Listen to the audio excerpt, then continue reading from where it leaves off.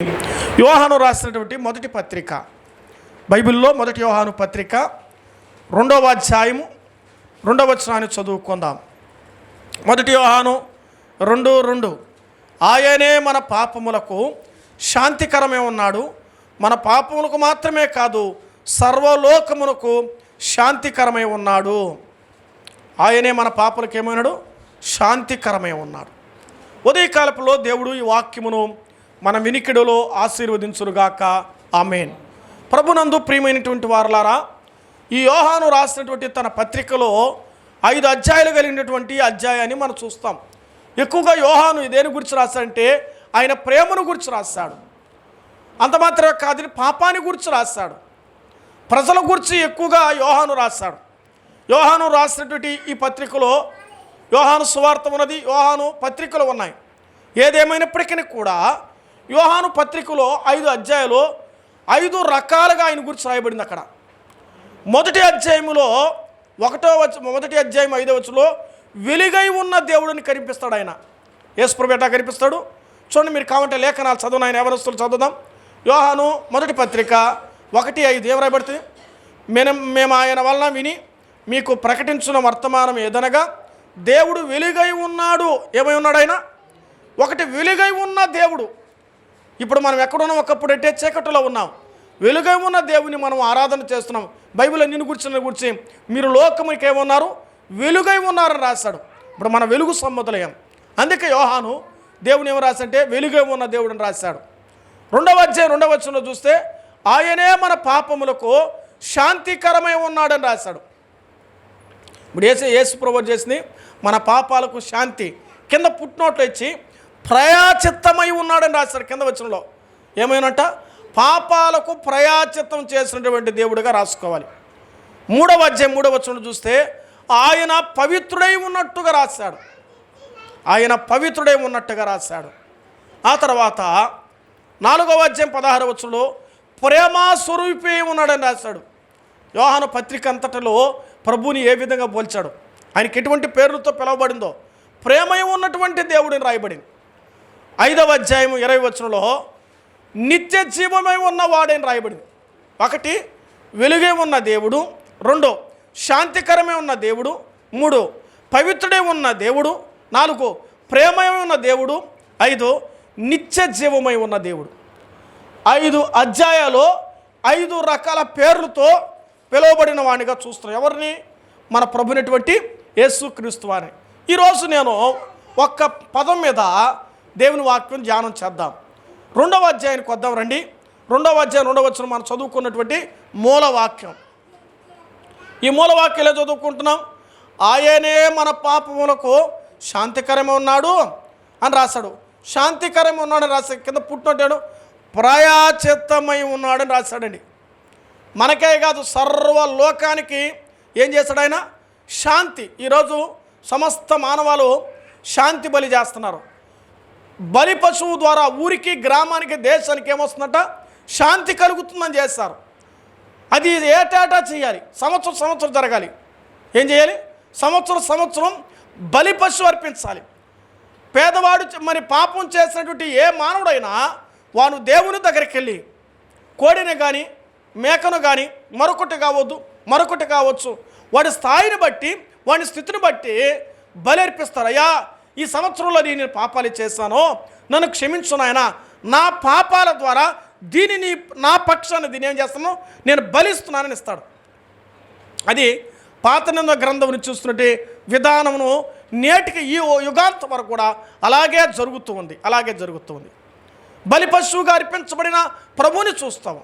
అయితే పరిశుద్ధ గ్రంథంలో చూస్తే ఆయనే మన పాపములకు ప్రాయచిత్తమై ఉన్నాడని చూస్తున్నాం. అంటే ఇప్పుడు సర్వమానవ లోకమంతా కూడా ఏమైపోయింది? ఏ భేదము లేదు, అందరూ పరిశుద్ధుల పాపులా? అందరూ పాపులంట. జన్మతో పాపం ఉంది, కర్మ పాపం ఉంది, క్రియలో పాపం ఉంది. మొత్తం మన నిలువెల్లా మనమందరూ కూడా పాపులమే రాయబడి దేవుని వాక్యులు మనం చదువుతున్నాం. అందుకే ఆయన పాపములో మనం ఉండగా ఆ పాపానికి ప్రాయచిత్తం చేయాలనుకున్నాడు ఆయన. మరి చెప్పుకున్నవాడు ప్రాయచిత్తం ఎలా చేశాడు? మాటతో చేయలేదు ఆయన. ప్రాయచిత్తమే చేస్తే సృష్టికర్త అనే దేవుడు, పరలోకంలో ఉన్న దేవుడు ఈ భూమి మీదకి దిగి వచ్చాడు. చూడండి, కావాలంటే ఇక్కడ యోహాను పత్రిక చదువు నాయన, 4వ అధ్యాయం బాబు, 4వ అధ్యాయం 10వ వచనం చదువుతావా? 4:10. మనము దేవుని ప్రేమించుతామని కాదు, తానే మనను ప్రేమించి మన పాపములకు ప్రయాచిత్తముగా ఉండటకు తన కుమారుని పంపెను. ఇందులో ప్రేమ ఉన్నది. యేసయ్య ప్రేమించి ప్రాయశ్చిత్తం చేశాడు. మనం ప్రేమించాం, ఆయన ప్రేమించడం వలన ప్రేమ మళ్ళీ ఉన్నట్ట లేదు. యేసుక్రీస్తు ప్రేమే మన మీదకి వచ్చింది. తల్లి ప్రేమ కుమారుడికి ఎలాగైతే వర్తించిందో ఆ తండ్రి ప్రేమ నీకు నాకు రావడం చేత నిన్ను నన్ను ప్రేమిస్తున్నాడు. ఎలాంటి వారు మనం? పాపులైన వారిని దేవుడు ప్రేమిస్తున్నాడు. అందుకే పాపిని ద్వేషించాడు కానీ మనిషిని ద్వేషించలేదు. అతనిలో పాపాన్ని ద్వేషించాడు దేవుడు. నువ్వు చేసిన మోసమే కావచ్చు, నువ్వు అవిధుడే కావచ్చు, నువ్వు అపవిత్రుడే కావచ్చు, నువ్వు దేవునికి దూరస్తుడే కావచ్చు, నీ పాపాలన్నిటిని కూడా ఆయన తూర్పుడికి పరముడికి ఎంత దూరం ఉందో అంత దూరం విసిరివేస్తాడు ఆయన. దేవుడు పాపిని పాపాన్ని ప్రేమించలేదు, పాపిని ప్రేమించాడు ఆయన. పాపాన్ని ద్వేషించాడు ఆయన. అంటే ఇక్కడ రాబడిన వాక్యం ప్రకారం ఆయన దిగి వచ్చాడు. ఎక్కడ దిగి వచ్చాడు? పరలోకంలో ఆరాధించే దేవుడు, ఘనపరచబడుతున్న దేవుడు, సింహాసనాసుడుగా దేవదూతలు 24 పెద్దల మధ్యలో ఆ యెహోవా పరిశుద్ధుడు, యెహోవా పరిశుద్ధుడు, యెహోవా పరిశుద్ధుడని కొనియాడుతున్నటువంటి దేవుడు అంత వైభవాన్ని వదిలి ఎక్కడికి వచ్చాడా? పాపైన మానవలోకానికి వచ్చాడు. దౌర్భాగ్యమైన మానవలోకానికి వచ్చాడు. దేవునికి యథార్థత లేని లోకం, పరిశుద్ధత లేని లోకం, నీతి లేని లోకం, అంత కూడా కల్మషం, అంత అపవిత్రత, అంత మోసం, అంత దగ, కుట్ర కలిగిన లోకానికి వచ్చాడు. కొంతమంది లోకులు అన్నారు, భలే కుట్రపట్టాడు వీడు, బహు పాపిష్టి, బహు వ్యభిచారి, బహు దొంగ. ఇటువంటి లోకం. మానవుడు మోసం చేస్తున్నాం, మానవులందరూ కలిసి దేవునికి మోసం చేస్తాం. ఆ మోసగాలైన మన జీవితాలను ప్రేమించడానికి ఎక్కడికి వచ్చాడు? భూలోకానికి దిగి వచ్చాడంట ఆయన. ఎంత మంచి ప్రేమ! అది కదా, ఎంత మంచి ప్రేమ నీది యేసయ్యా, నీలా ప్రేమించేది ఎవరయ్యా? పాడదామా? ఎంత మంచి ప్రేమ నీది యేసయ్యా, నీలా ప్రేమించేది ఎవరయ్యా? అడగకపోయినా అక్కరలిరిగినా, అడగకపోయినా అక్కరలిరిగినా, అల్ఫా ఒమేగయు నీవే కదా, అల్ఫా ఒమేగయు నీవే కదా.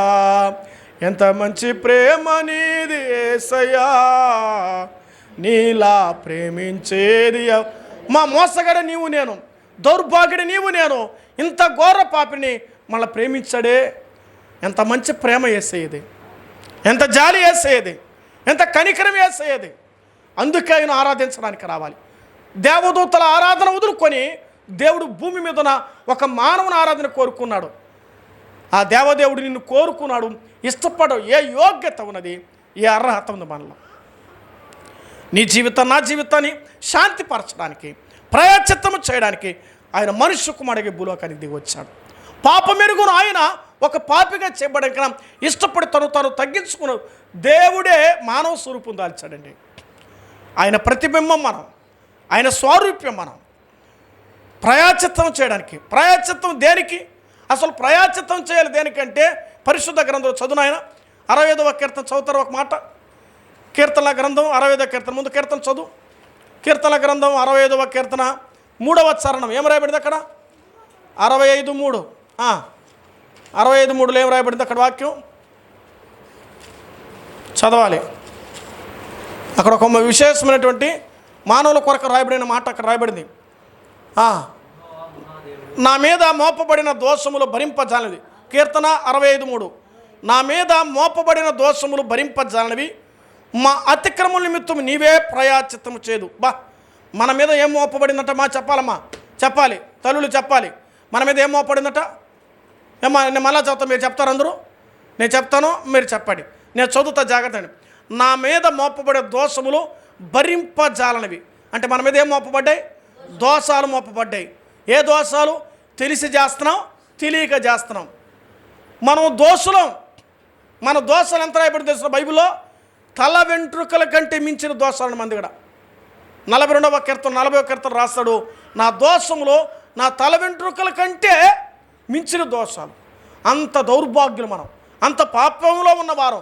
అలాంటి వారినైనా ప్రేమించడానికి, ప్రాయశ్చిత్తం చేయడానికి ఈ భూమి మీదకి దిగి వచ్చాడు. ప్రాయశ్చిత్తం ఎలా కలిగింది? ఇటువంటి దోషం కలిగిన మనం, నా మీద మోపబడిన దోషములు భరింపజాలనివి, మా అతిక్రమములు నిమిత్తము నీవే ప్రాయశ్చిత్తం చేస్తావు. మన అతిక్రమాలు ఉన్నాయి. అతిక్రమం అంటే తెలిసి చేస్తున్నాం మనం. దేవుడికి తెలిసి, కుటుంబానికి తెలియక, మనకు తెలిసి చేసే పాపాలు ఎన్నో ఉన్నాయి. వీటన్నిటి నుంచి ఏం చేయాలైనా పరిహారం కలిగించాలి. ప్రక్షాళన చేస్తే ఇప్పుడు ప్రభు దగ్గరికి రాలేము. అపవిత్రుడు దేవుని దగ్గర ఉండలేడు, అనీతిమంతుడు దేవుని దగ్గర ఉండలేడు, దేవునికి వ్యతిరేకంగా బ్రతుకులు కలిగిన వారు దేవునిలో ఉండలేరు. కాబట్టి ఆయన ఉండాలని ఇష్టపడి ఆ లోకాన్ని వదిలి లోకానికి వచ్చాడు. ఈరోజు అందుకే దేవుణ్ణి నువ్వు అన్నీ వదులుకొని ఆయన దగ్గరికి రావాలి. ఎవరిని వదిలి? ఆదివారం రోజు అన్నీ వదులుకొని ఆయన ఆరాధించాలి. ఎందుకంటే నీ కొరకు నా కొరకు అన్నీ వదులుకున్నాడు ఆయన. వదులుకున్న ప్రభుకి మనం ఏమి ఇవ్వగలుగుతున్నాం? ఉదయకాలం ప్రాయశ్చిత్తం చేయడానికి, దోషానికి, అతిక్రమాలకు ఆయన దోషానికి పరిహారము కలిగించాడు. ఆయన ప్రాయశ్చిత్తం చేశాడు. ప్రాయశ్చిత్తం ఎలా కలిగింది? ప్రశ్న. ప్రాయశ్చిత్తం ఎలా కలిగింది? సంఖ్యాకాండం 35వ అధ్యాయంలో 33వ వచనం రాయబడుతుంది. ప్రాయశ్చిత్తం అంట రక్త బలియాగం ద్వారా జరిగిందంట. ఇంతకుముందు చెప్పాను, ఒక మానవుడి యొక్క పాపానికి బలి పశువు వధించబడుతుంది. అలాగైతే నా పాపానికి ఎవరు వధించబడ్డారు? ప్రభునటువంటి యేసుక్రీస్తు వారు వధించబడ్డారు.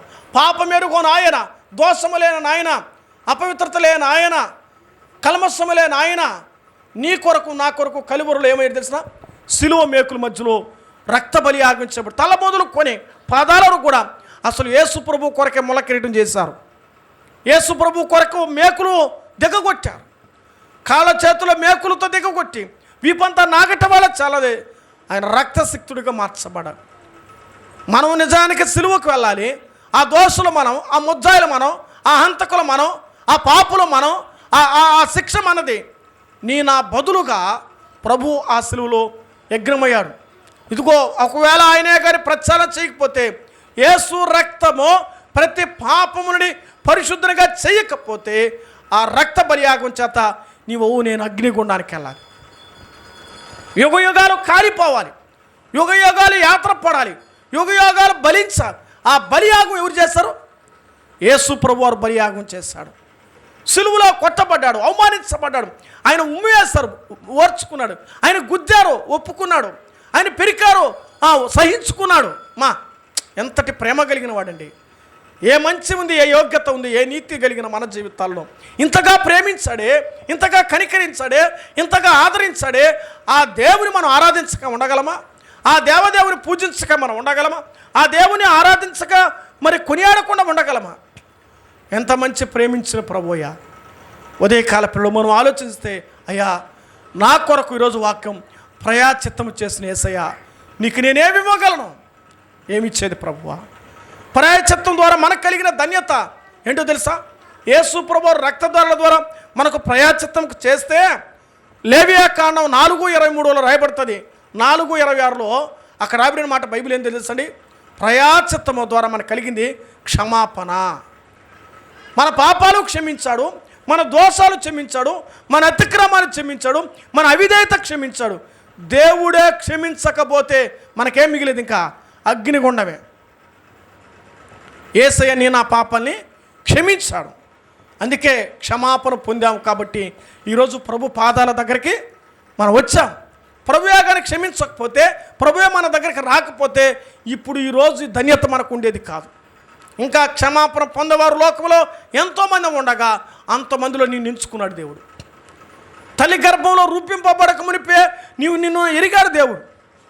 దేవా నేను పాపిని ప్రభు క్షమించని ఒప్పుకోవడం చేత ఈరోజు నీకు క్షమాపణ కలిగింది. ఈ కూడిక ద్వారా, ఈ ఆరాధనలో దేవా నన్ను క్షమించావు తండ్రి అన్నాడు.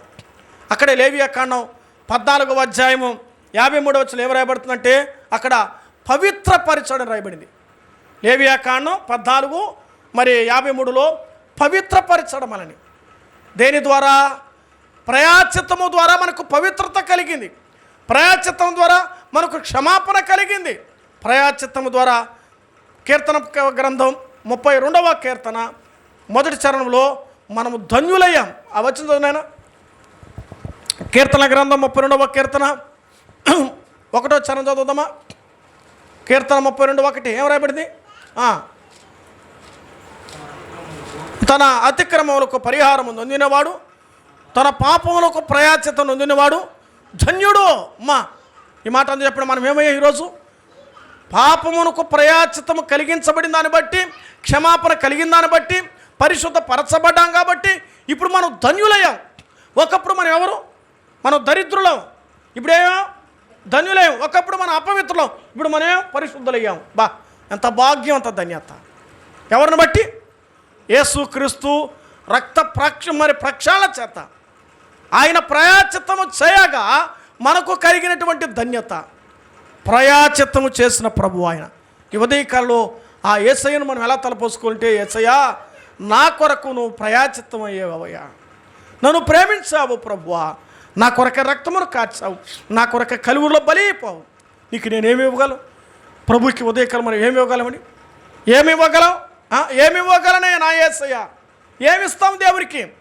వారి ప్రాణ విమోచన ధనము బహు గొప్పది, తీరక అట్టుండవలసిన బైబిల్. బతికినంత వరకు దేవునికి ముందే చెప్పాను, ఊడిగం చేయాలి. ఎవరికి? యేసయ్య పాదాలకి. మన బ్రతికినంత వరకు దేవుని ఆరాధించాలి. ప్రతి ఆదివారం ఆయన దినం ఆయనకి చెందాలి. పాటల్లోనే రావాలి.